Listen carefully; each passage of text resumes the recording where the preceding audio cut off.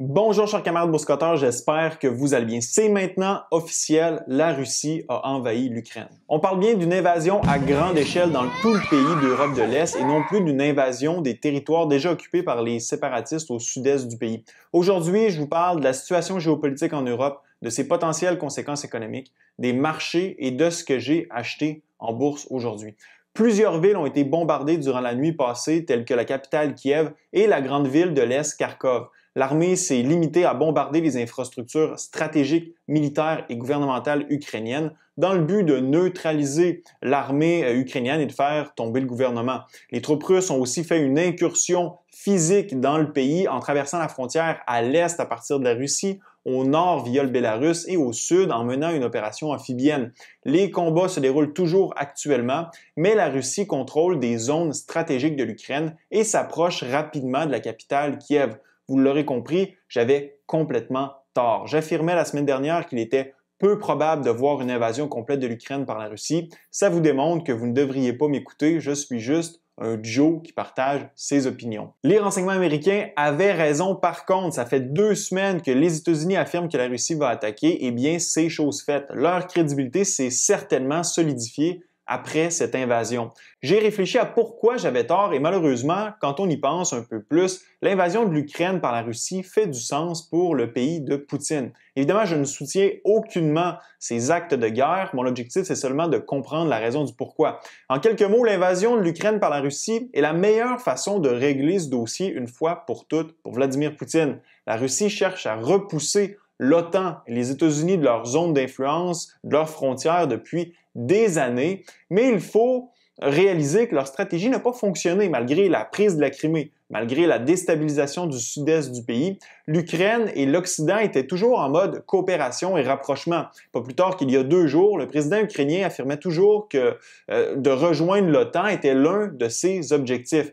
Par contre, où j'avais raison, c'est lorsque je disais que Poutine était un fin renard. Cette attaque a été planifiée méticuleusement et la Russie est prête à en subir les conséquences. Déjà, Poutine savait que l'Ukraine allait être laissée à elle-même, militairement parlant. Malheureusement, personne ne va venir au secours de l'Ukraine et l'armée ukrainienne, à mon avis, ne fait aucunement le poids face à la Russie.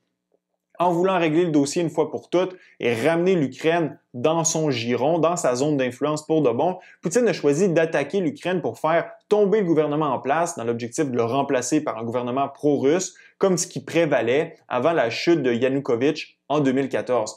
En fait, Poutine veut faire de l'Ukraine un deuxième Bélarus pour contrer l'hégémonie de l'OTAN en Europe qui met à risque la sécurité du gouvernement russe.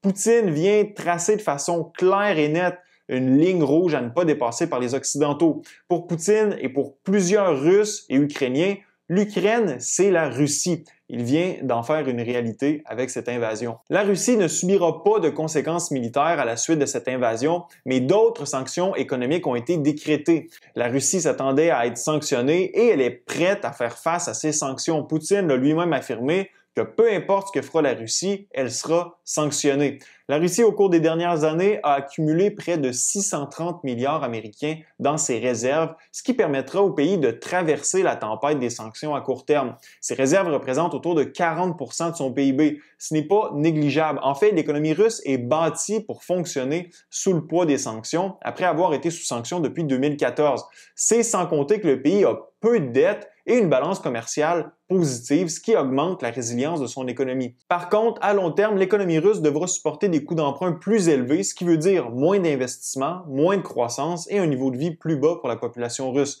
Sans compter que le prochain gouvernement que la Russie installera en Ukraine sera fort probablement frappé de sanctions, ce qui veut dire que la Russie devra supporter aussi l'économie ukrainienne d'une façon ou d'une autre. La première vague de sanctions imposées par les États-Unis et l'Europe était plutôt insignifiante. La deuxième vague de sanctions vise encore une fois les banques russes, les élites russes. On limite la possibilité pour la Russie de faire affaire en dollars américains, en euros, en livres sterling et en yens. Et on limite aussi les exportations de matériel technologique vers le pays. Mais la Russie n'est pas exclue du système de paiement interbancaire parce que, selon Biden, certains pays européens s'y opposaient. L'Angleterre était en faveur, mais l'Allemagne s'y opposait pour des raisons évidentes. Les exportations de gaz se seraient arrêtées net sec dans la mesure où il aurait été impossible pour l'Allemagne de faire ses paiements.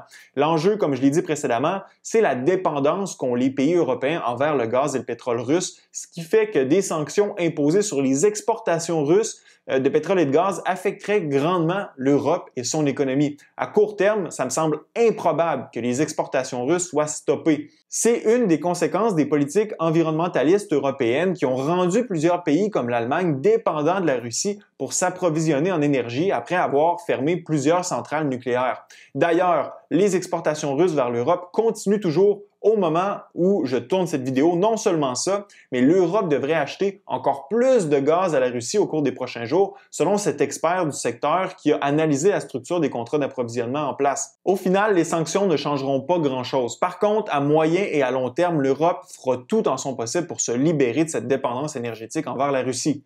Maintenant, parlons des marchés parce que l'invasion russe a des conséquences sur les marchés financiers et l'économie. D'abord, les marchés les plus affectés par cette invasion sont les marchés russes. La bourse russe a chuté de 50% au creux de la baisse ce matin et le rouble est aussi en difficulté. L'impact le plus important et le plus dangereux est du côté des marchandises. Sans surprise, le pétrole continue de battre des records. Le baril de Brent s'est changé à plus de 105 $ américains au cours de la journée ce matin, c'est-à-dire la dernière fois que le prix du pétrole était à ce niveau, c'était il y a 8 ans, soit en 2014. Les sanctions assez molles de l'Occident ont réduit le stress sur les marchés des marchandises et le baril s'échange de nouveau sous la barre des 100 $ américains.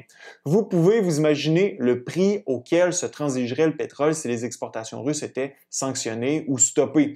Ce n'est pas seulement le pétrole qui voit son prix monter, le gaz, l'aluminium, le blé, l'avoine, le maïs, le canola et plusieurs autres marchandises exportées par la Russie sont en hausse de façon significative. Par exemple, le prix du gaz en Europe a bondi de 60% en une journée au cours de la séance d'aujourd'hui. 60%, c'est complètement fou. Sans aucun doute, la hausse du prix du pétrole aura des conséquences sur nos économies de ce côté-ci de l'Atlantique. L'inflation mesurée par l'IPC est au plafond et une bonne partie de la hausse de l'IPC est causée par les prix de l'énergie.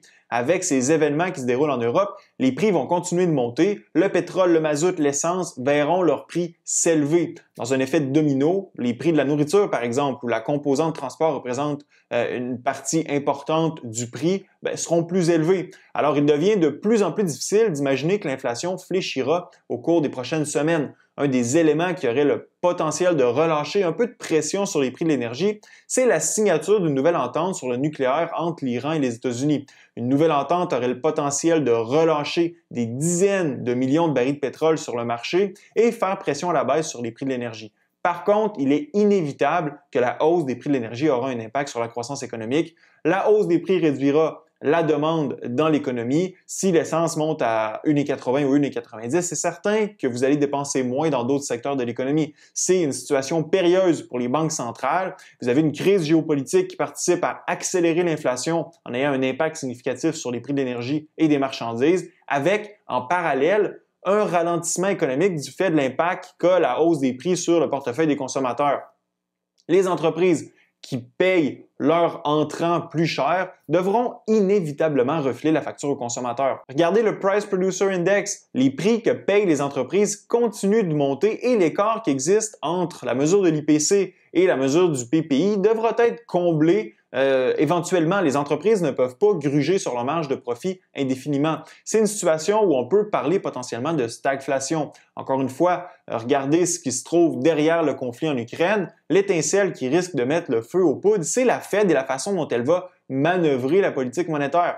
Comment la Fed va-t-elle naviguer à travers tout ça? Si elle monte les taux trop rapidement, elle va participer à accélérer le ralentissement de l'économie. Toutefois, si elle s'obstine à ne pas monter les taux, l'inflation ne ralentira pas. Clairement, la transition d'une politique accommodante à une politique de resserrement monétaire est ralentie par les événements géopolitiques en Europe. On peut penser que la hausse de 50 points de base pour la réunion de mars sera remise en question. Oui, la Fed va hausser les taux, mais elle le fera de façon beaucoup plus prudente. C'est en soi quelque chose de positif pour les actions en bourse. Parlant de la bourse, la journée a été forte en émotion. À l'ouverture, les principaux indices étaient tous en baisse de 2% et plus. Tesla, par exemple, chutait de quasiment 10%, Apple de 5%, Bitcoin de 5%. Bref, c'était la débandade. Vous avez été plusieurs à m'écrire un peu en panique. Certains m'ont même dit qu'ils avaient complètement liquidé leur portefeuille ce matin. Dans des moments comme ceux-là, la dernière chose que vous voulez faire, c'est de paniquer. Voici pourquoi. Dans un revirement de situation assez impressionnant, tous les indices ont terminé la journée dans le vert. Depuis son creux de la journée, le S&P 500 a fait un gain de plus de 4% et le Nasdaq de 6,6%. Impressionnant. Du côté des obligations, c'est le contraire qui s'est produit. Le prix s'est mis à chuter en cours de journée à mesure que les investisseurs ont évalué la situation géopolitique et ses conséquences potentielles. Le revirement en bourse s'est produit lorsque Biden a fait son discours annonçant les nouvelles sanctions imposées sur la Russie. Les marchés ont réagi positivement parce qu'il n'y avait rien dans le discours de Biden qui affectait le secteur de l'énergie et des marchandises. Les exportations n'ont pas été sanctionnées et la Russie n'a pas été exclue du système financier international.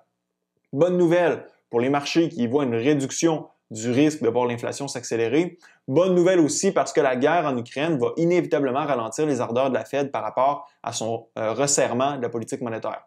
Plus on reste accommodant longtemps, mieux c'est pour les actions et on l'a vu aujourd'hui. Fait intéressant, historiquement, lorsqu'un conflit armé a été déclaré, les marchés boursiers ont toujours rebondi à l'exception de l'Afghanistan en 2001. Ça ne veut pas dire que c'est ce qui va se passer dans ce cas-ci, mais c'est toujours intéressant de se pencher sur les données historiques parce qu'elles influencent les décisions des traders. Maintenant, où on s'en va avec tout ça, rien ne nous garantit qu'on va repartir à la hausse. Nous avons regagné le support à 4260 points sur le S&P 500, mais ce seront les développements géopolitiques et la décision de la Fed en mars qui influenceront la direction que prendront les marchés. Pour ma part, aujourd'hui, j'ai acheté. Écoutez, je vous dis depuis peut-être 2 ou 3 semaines que je n'ai plus une scène, mais j'ai fouillé dans les fonds de tiroir, sous les coussins du divan, en dessous de mon lit et j'ai réussi à amasser une poignée de change. Je ne voulais pas prendre trop de risques dans mes achats parce qu'une poursuite de la descente est très envisageable. Le fond du baril n'est pas nécessairement atteint et le bear market est toujours une possibilité. Alors prudemment, j'ai simplement acheté un peu de VFV dans le creux de la journée. J'ai vraiment pas beaucoup de liquidité, alors je les déploie de façon méticuleuse. Je suis comme un soldat qui lui reste seulement qu'une balle dans son chargeur, alors je vais y penser à 2 fois avant de faire feu. Sinon, je continue de suivre la situation de près. Laissez-moi savoir dans la zone commentaire ce que vous avez fait en bourse aujourd'hui avec votre portefeuille. Ce fut un plaisir d'être avec vous. À la prochaine.